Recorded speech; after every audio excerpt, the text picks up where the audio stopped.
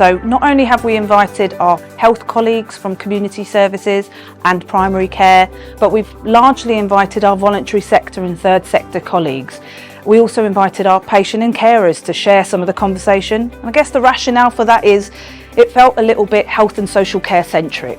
It's really great for us as sort of a grassroots and really early charity to get to know, what is out there, what can we reach out, what can we learn from, and essentially how can we meet more people.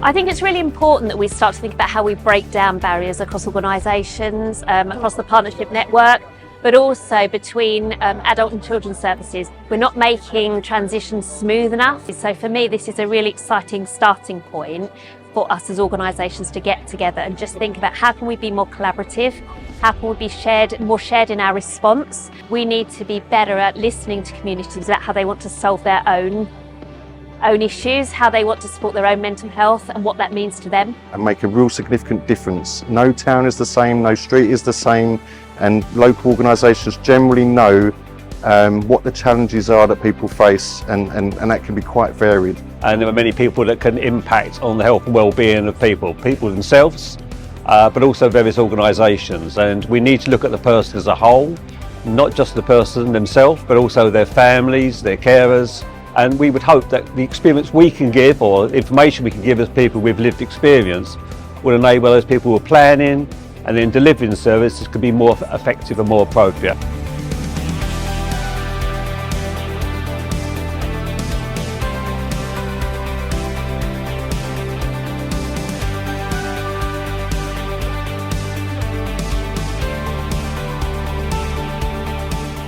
The real vision is saying that we're going to have integrated neighbourhood teams that include health partners, social care partners, all community services, but most importantly, our voluntary sector voice.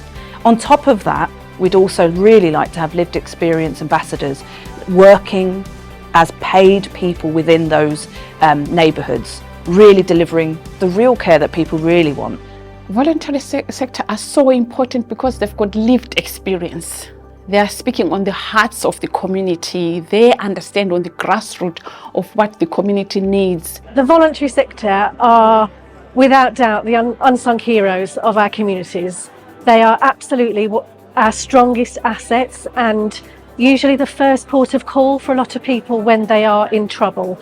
But they're the trailblazers, and it's been a long time coming for us to give them an opportunity to say, we could probably learn from you. So we can teach you how to maybe put some of the pathways together and allow the system collaboration to happen, because that's what we're good at.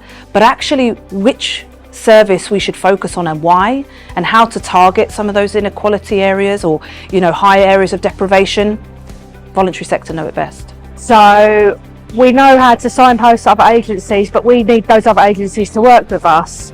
So we have a lot of problems chasing around after people, and then we get bounced from one person saying go to the school, go to the GP, go to here, go to there, and that's not helping our families. So yeah, working together is very fundamental. I really think it's important for us to all come together. There's no way any part of the system, any individual organisation has the answer on their own.